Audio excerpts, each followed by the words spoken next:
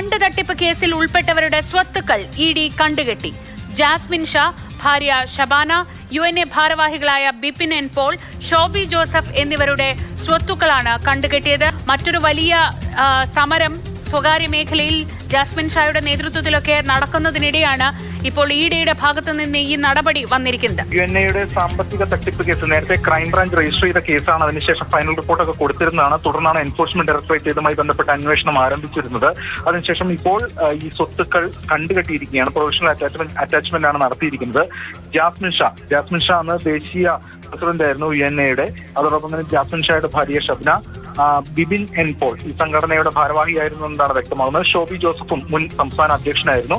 ഇവരുടെ ഇവരുടെ പേരിലുള്ള സ്വത്തുവകളാണ് ഇപ്പോൾ കണ്ടുകെട്ടിയിരിക്കുന്നത്. 1.44 കോടി രൂപ മൂല്യം വരുന്ന സ്വത്തുവകളാണ് ഇപ്പോൾ കണ്ടുകെട്ടിയിരിക്കുന്നത്. മലപ്പുറം, പാലക്കാട്, തൃശൂർ, ഇടുക്കി എന്നിവിടങ്ങളിലെ ആണ് ഈ സ്വത്തുവകൾ ഉള്ളത്. അത് FD ഉണ്ട്, അതോടൊപ്പം തന്നെ ഫ്ളാറ്റ് ഉണ്ട്, കൂടാതെ ഈ സ്ഥലം, ഭൂമിയുണ്ട്. ഇവയാണ് കണ്ടുകെട്ടിയിരിക്കുന്നത്.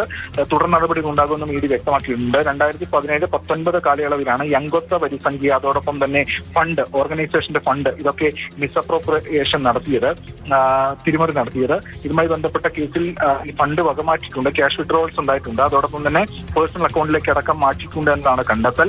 അത് UNAയുടെ വൈലേറ്റ് ചെയ്താണ് ഇക്കാര്യങ്ങൾ ചെയ്തിരിക്കുന്നത് എന്നും വ്യക്തമായി. ഒരു പശ്ചാത്തലത്തിലാണ് ഇഡിയുടെ കണ്ടുകെട്ടൽ നടപടി വന്നിരിക്കുന്നത്. എന്തായാലും തുടർ നടപടികളും ഈ കേസുമായി ബന്ധപ്പെട്ട് കൂടുതൽ കാര്യങ്ങൾ നടത്തും എന്നതാണ് ഇപ്പോൾ ഇഡി സംഘം വ്യക്തമാക്കിയിട്ടുള്ളത്. അതിൽ ഈ നേരത്തെ സൂചിപ്പിച്ചതുപോലെ ഈ കേസുമായി ബന്ധപ്പെട്ടുകൊണ്ട് മുൻപ് ക്രൈംബ്രാഞ്ച് അറസ്റ്റ് ഉൾപ്പെടെയുള്ള കാര്യങ്ങൾ നടത്തിയതാണ്. ആ അറസ്റ്റ് ഉൾപ്പെടെയുള്ള കാര്യങ്ങൾ നടത്തിയ ശേഷമാണ് ഇപ്പോൾ 1.4